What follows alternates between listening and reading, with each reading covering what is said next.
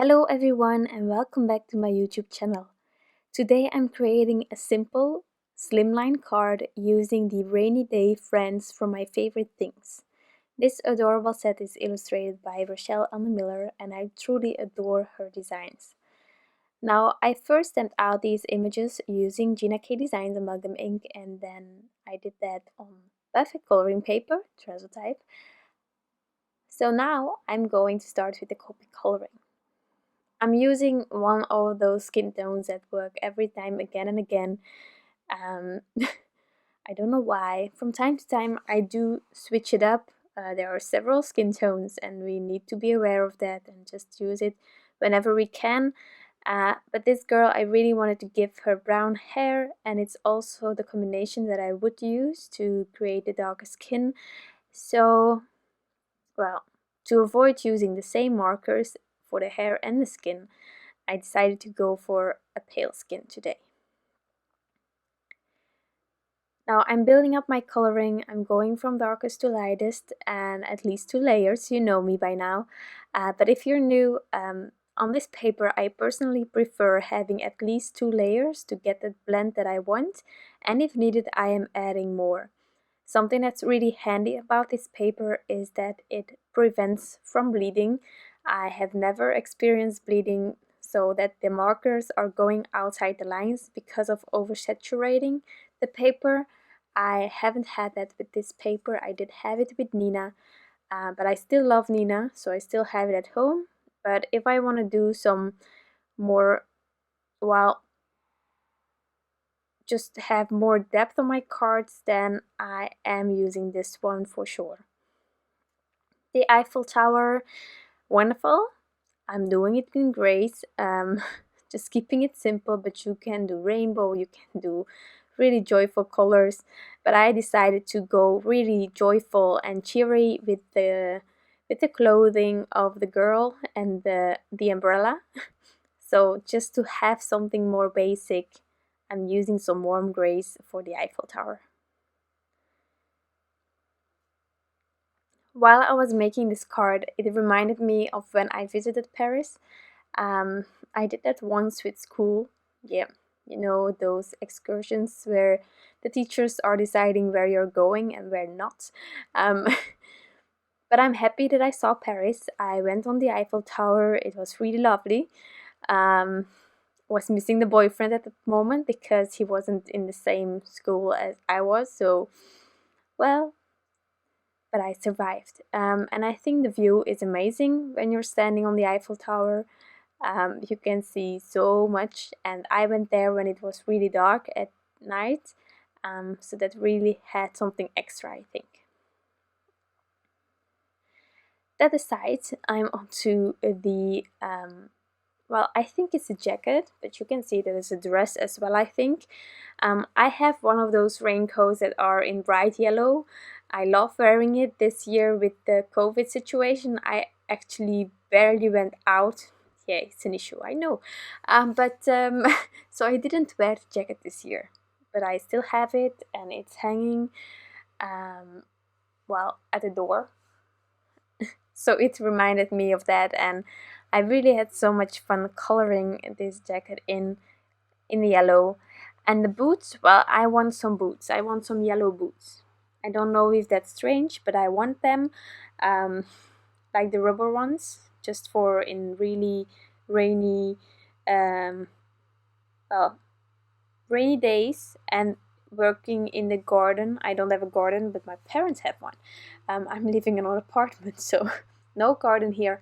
But I want that, or red ones with white dots. Yeah, strange. But as long as I don't find one of them, the red with the white dots or the yellow ones, I will not buy rubber boots. But I really enjoy coloring it. Also, these yellows, I bought some new ones. Some of the lighter markers were new to me, and I actually tried them out with this image, and afterwards I created so many more cards with this yellow. I love it. So onto the umbrella. Well, I was actually not sure about the color first. Maybe the pink was going to be too much, so I decided on first doing the stick and then ended up also doing the hair first, which actually is quite late for me, because hair, well, it's something difficult. I think a lot of you have the same opinion about it, and other ones will think, well, I think it's easy, no issues with that. So, my experience with hair. I have avoided people and stems from people, or people like stems. Well, I avoided it because coloring hair is one of the hardest things personally to color. Truly. But there are some things that can help. If you want to have the effect that I'm doing today, like that you have the idea that you really see the different hairs with the different shades and stuff, there are ways of getting better in it or getting more familiar with how to add it, and the images from Rochelle Anna Miller help.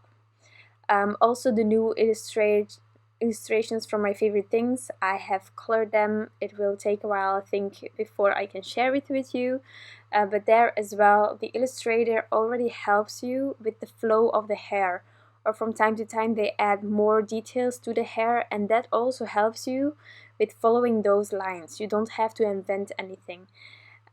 So that's why I also really like these images from Rochelle Anna Miller. There are other illustrators where it's really hard, where you don't have any guidelines and you need to imagine where the hairline is so that you can start from there and go further. So it really depends on images. If you want to learn how to color like this, I'm not an expert, but truly there are images or stems that will help you with getting this effect on the hair. Then on to the next. I must admit, on the left side of this image, I wasn't sure what was what.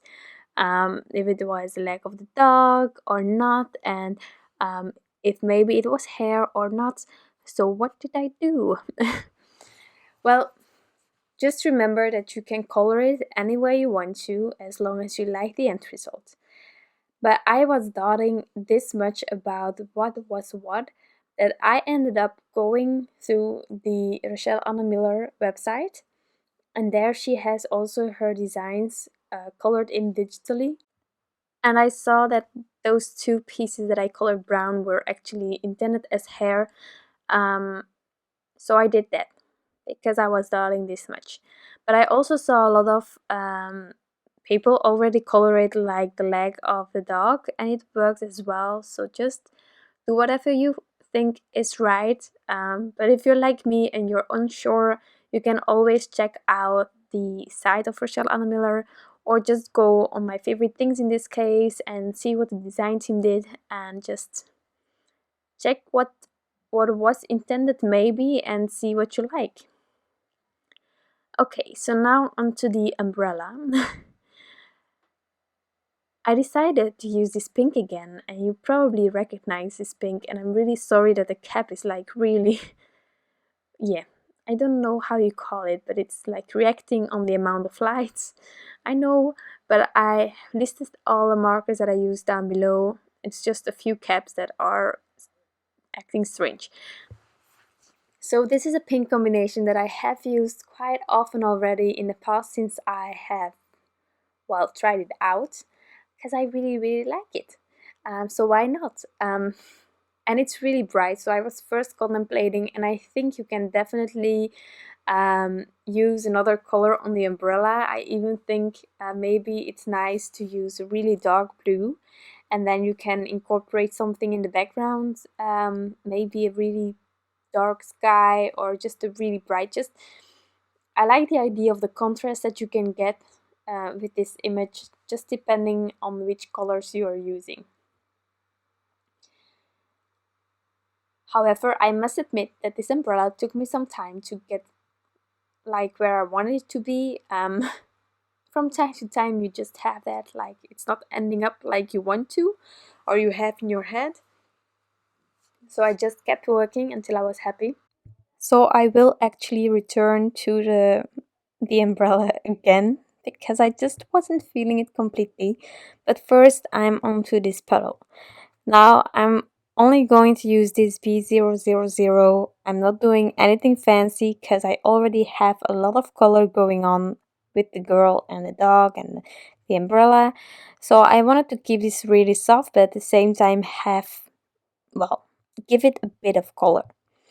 So that's why I used the B000, but as you can see, I'm just going to fade the edges a bit with my colorless blender, and that's it. That's it. Back to the umbrella.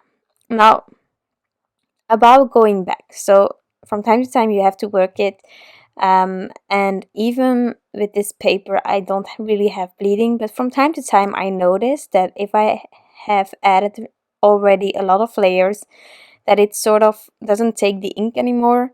So it's done at that moment, but if you let it dry or sit a bit, then you can get back into it. So that's why I just let it aside and came back.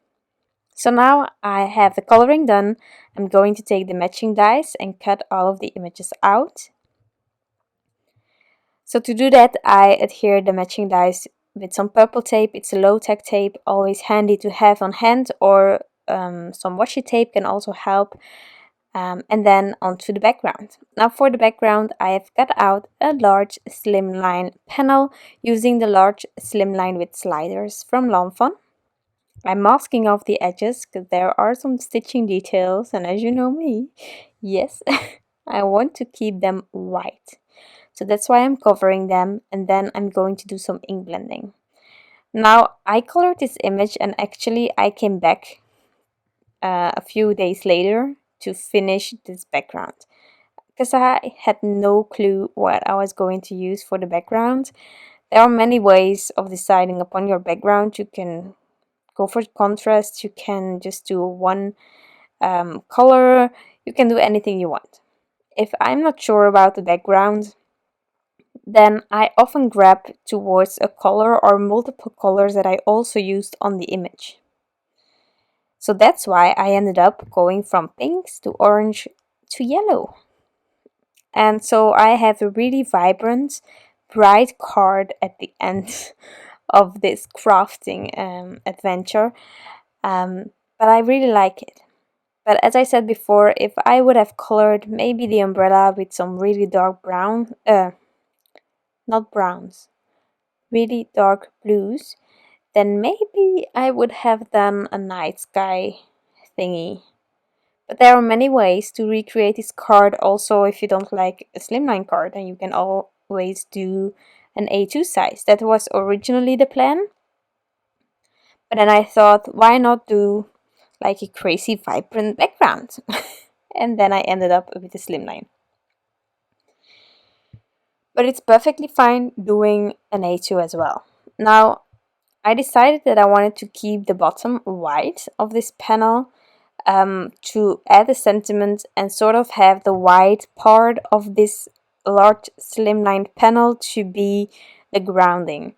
So that's why I stopped at a certain moment and then I went over everything to get a nicer blend, and as you can see I am going further with the darkest colors as well.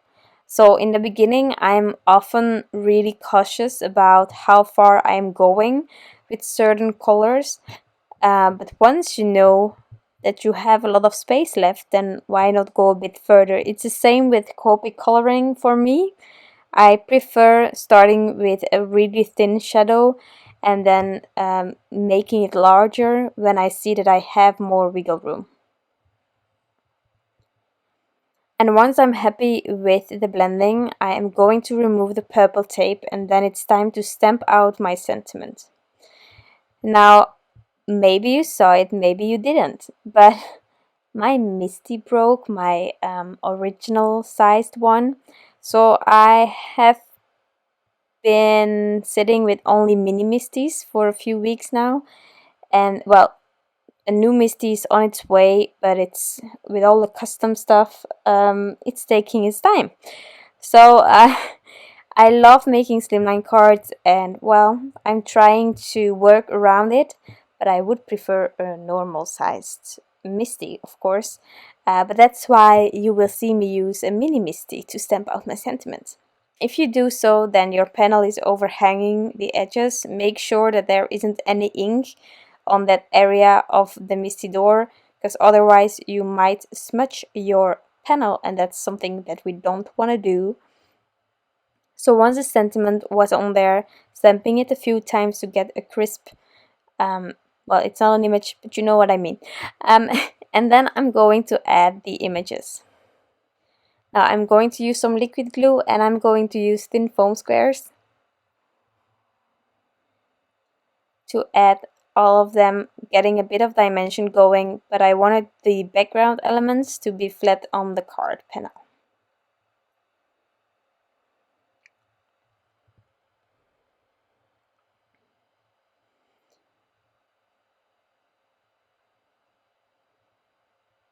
So now I'm covering this adorable girl with some thin foam squares. You know me, I'm covering it as much as possible, just for mailing purposes.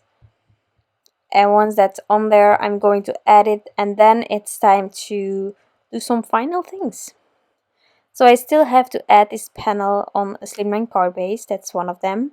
And then I decided also to add some embellishments.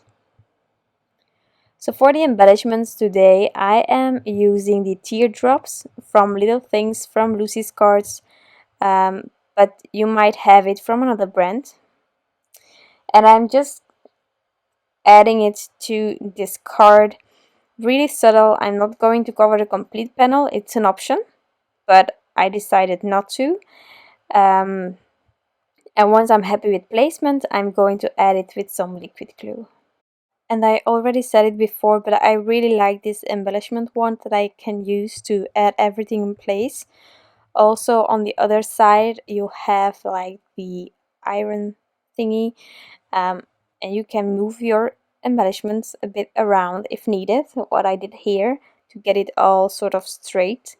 Um, and once that's done, I'm going to add this panel on the card base as I said before, and then this card is going to be completely finished.